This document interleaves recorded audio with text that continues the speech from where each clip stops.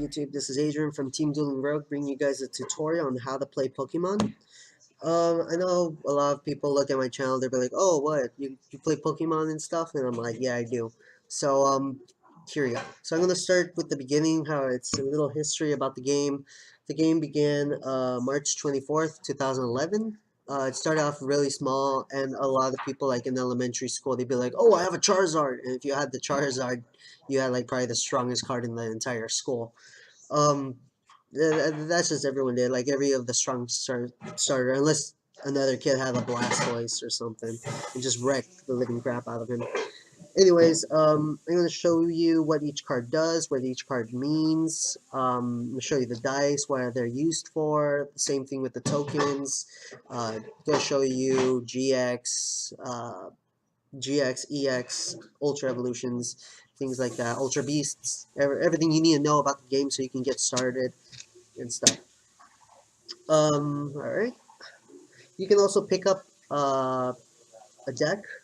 Not a deck, sorry. You can also pick up a basic deck for like maybe $13 at your local card shop or maybe $15 at a Target. I got my Empoleon deck from my local card shop for $13. It was really worth it. And then after that, I turned it into my Machamp deck. I actually have a deck profile about this deck. If you guys want to look at it, I'll put the link down in the description. Excuse me. But then I'll check it out right now, okay? And I'll show you guys right now how to play. So, every Pokemon deck has to have 60 cards, no less, no more. 60 cards even. And in order to win, there's three ways to win. Either you pick up all the six of your life. I'll explain to you guys in the game. Either your opponent runs out of Pokemon to play, like he doesn't have any more in his party, or your Pokemon runs off. Your opponent runs off cards. I'm sorry. Um, you. It's like this game is also really fast compared to Yu-Gi-Oh. Yu-Gi-Oh, they have a 40-minute timer, but sometimes it can go more than 40 minutes to the point where it goes timer. Magic can go more than maybe an hour or maybe 40 minutes just for one game, depending. And Pokemon is like around 15 minutes. Same thing with Vanguard. Same thing with everything else. So let's get started.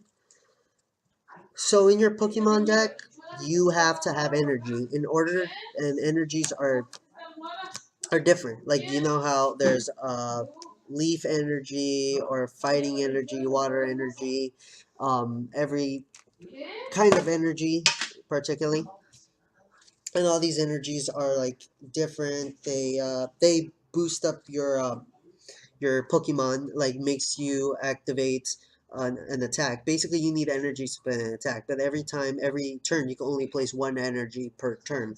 So you can't be like, oh, I put one energy right here and that's it.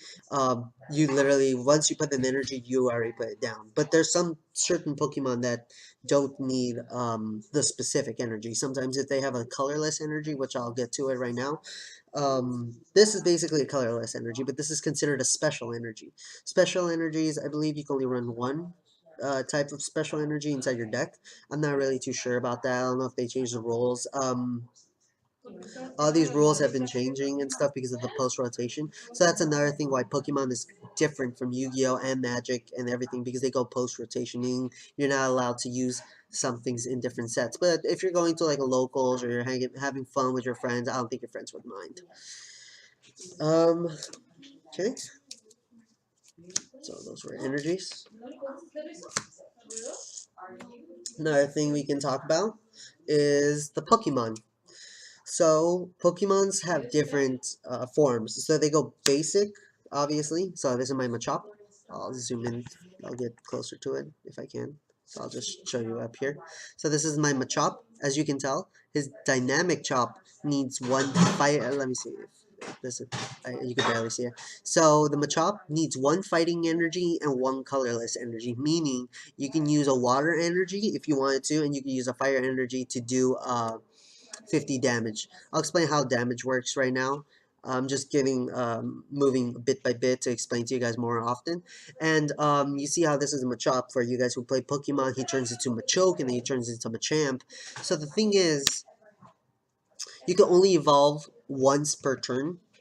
No, you can't evolve once per turn. You can so if it's your first turn and you play Machop and stuff and you ride some down, you can't evolve them immediately. You have to wait a turn in order to evolve. So if you did wait a turn and there was already in your party, you're allowed to on your turn evolve into a Machoke. So what does Machoke have? Machoke has a special ability which all these other Pokemons have abilities.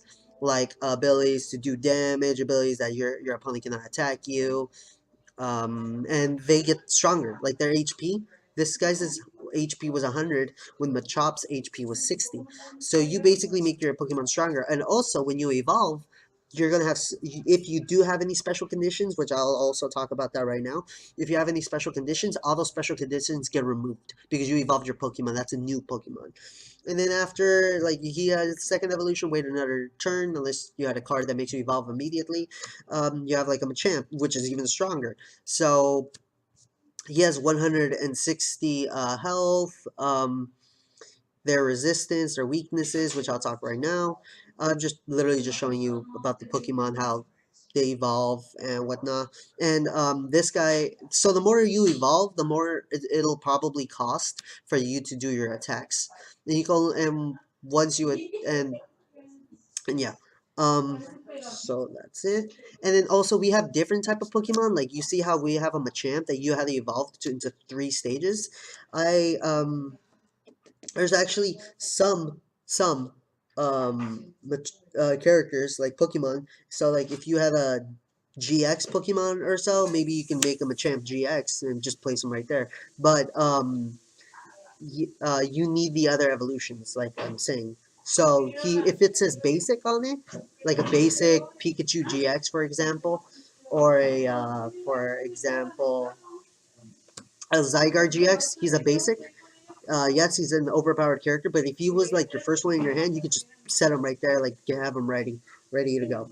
And that's another type special thing that just got off the post rotation is a Gardevoir EX. Well, the EX Pokemon, sorry.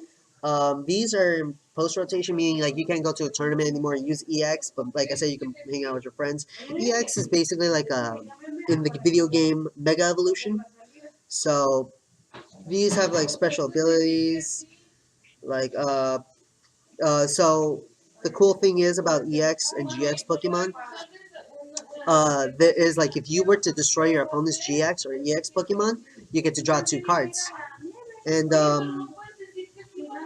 the Zygar and GX Pokemon, they also have a special move that you can only use once, and that's why this GX thing is in the field. GX thing is on the thing, and in order to use it, I'll show you guys in a gameplay right now, and yeah, I'll explain more. Like I said, showing you the basics real quick. Then there's Ultra Beasts. Like I said earlier, these guys are basic, and you can just take them out. And then there's some Pokemons that do not actually need energy. Like I have in the Lowland Sandshrew, Fury Swipes, as you can tell right here. He has 0 energy. So you just flip 3 coins. This attack does 10 damage for each hex. So that's it, really. And like I already said, the abilities. So this guy has a drawing ability, which I like. And then now onto trainer stuff. So we have like a rescue stretcher, items, trainer item. You can use as many items as you want uh, on your turn, and you can use these as multiple, and then they'll go into the discard pile. Then we have supporters. So these look more like characters in a way. You can only use these once per turn. Some of them are overpowered, like draw 3 cards, free pot of greed, things like that. And then we have stadium cards that work like a field spell if you play Yu-Gi-Oh! Basically, it works on both sides of the field. You can only use this, and if someone tries to activate another card with the same name, you can activate it. But if someone else plays a different stadium card, you destroy this card. So yeah, that's how they work. Now we're going to be talking about tokens.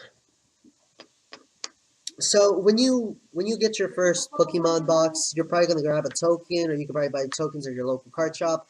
Tokens are to determine on who goes first, who goes second, heads and tails, and these also signify your special conditions or attacking. But sometimes you don't even need tokens. What I did was I actually went out to go buy some dice for special dice. These are translucent dice, meaning you can see light through it, and these are tournament legal because especially because they're rounded corners, and you would roll them odds and evens, odds being heads, tails being well, evens being tails, you guys know what I mean. And counters, when your opponent takes damage, instead of me using like big counters and stuff, I use these little ones. Like these are like really small, but hard to get out. These are small, and these keep track on how much health or how much damage your Pokemon has taken, which I'll explain right now. Alright, so how does the duel start? So duel starts, you and your opponent determine who's going to go first or second dice or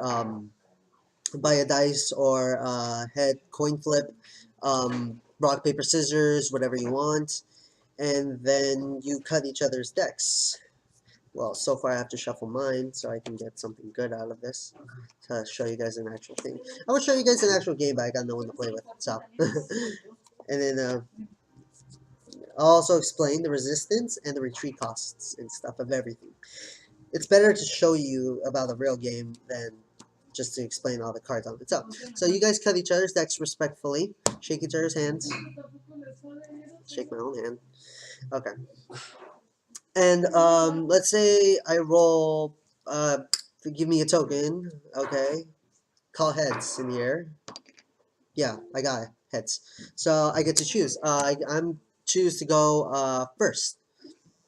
So because I'm going first, let me see. Let me see. So since I'm going first, both players they draw both 7 cards to start off with. 1, 2, 3, 4, 5, 6, 7. And this is the thing about Pokemon right now. This is okay. So your GX card will always go up here. Your whoops, yeah. I'm gonna keep it like this just so you guys can see the playing field. Your deck will always go right here. Behind the deck will go your discard pile. Right on right next to the deck on the other side across from it, you're gonna put your 6 cards. So the thing is right now about Pokemon is you're gonna look at your hand, right? Let's see. And if you did not have a basic Pokemon, like let's say I didn't pull a basic Pokemon. I obviously have 2 basic Pokemon right here. If I didn't have a basic Pokemon, I would show my opponent my whole hand and show him that I didn't have a basic Pokemon, right? And then shuffle my entire hand back into the deck until, and then I draw 6 more, well 7 more, sorry. I draw 7 more, and I show that I didn't have a basic, and I keep doing it until I get an actual basic. But while I'm doing that, your opponent has the choice to draw 1 card because every time you mulliganed. So, and I'm obviously going to have a basic, so we're going to go like this, keep it like this. So you're going to then set up your board. So you're going to want to put 1 basic Pokemon on the top, face down, and then you would set up your party. You will always want to have a party because then if your opponent was to knock out this Pokemon immediately on their first turn when they attack, because I'm going first and I'm in danger, then when they kill off my Pokemon, I'm going to have to switch it up with this guy because otherwise if I don't, I lose. I'm going to have to place the top 6 cards of my life because every time I kill one of my opponent's Pokemon, I get to grab 1 card. And they have to be face down. They have to be from the top of your deck. So we're going to go 1, 2, 3, 4, 5, 6. It doesn't matter how you place them. You can place them on top of each other. You just cannot see them. And basically, more of the time, you want to show your opponent what you have because maybe your opponent might have a GX Pokemon or something, depending on what it is. The game starts. Flip both of your guys' Pokemon face up. They're going into battle. So let me just put that face up right now. This is my hand. This is you don't have to put your hand here. I'm just showing you exactly the hand.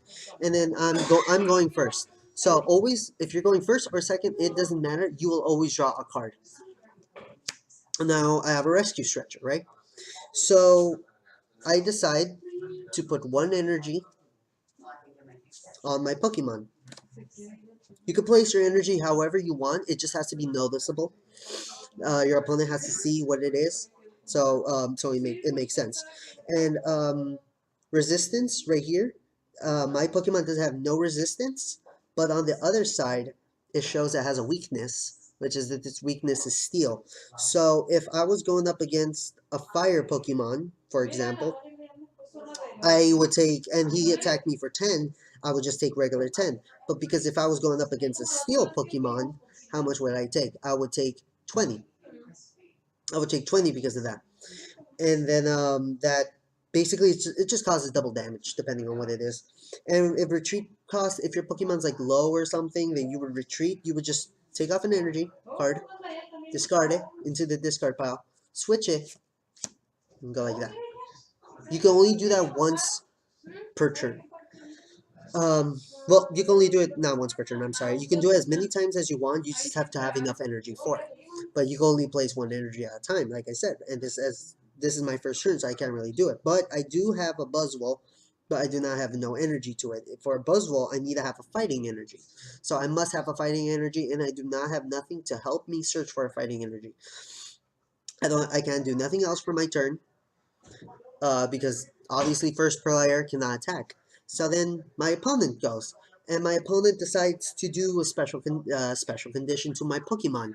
He either puts it to sleep, makes it confused, makes it paralyzed, uh, and then makes it get burned, makes it get poisoned.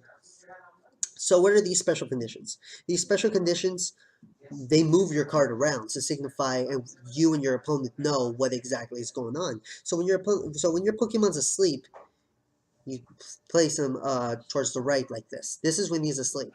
And during the end of your opponent's turn, you have to flip a coin, either heads or tails, or roll odds and evens. And if you roll it correctly, if you roll it heads, your Pokemon wakes up, going back to normal. But if you don't, then he'll stay asleep, and you cannot retreat him because he's asleep. If your Pokemon's confused, goes towards you. So when you attack, you have to flip a coin, and if it lands the opposite way, your Pokemon attacks itself for 10 damage. Um, and then if your Pokemon is, what was the other one? Poisoned or something, I think it goes to the right side. I'm not really too sure. But I know when you get burned or poisoned, I know you take 10 damage every turn if you don't have an antidote or you don't retreat your Pokemon. That's how it works. Yeah, and then that's basically about it. And you guys just both take turns one by one. Every time it's your turn, you always draw a card. You may have cards that make you discard. You may have cards that make you add. Like let me see, it's my turn again. I draw for this guy, Gladion.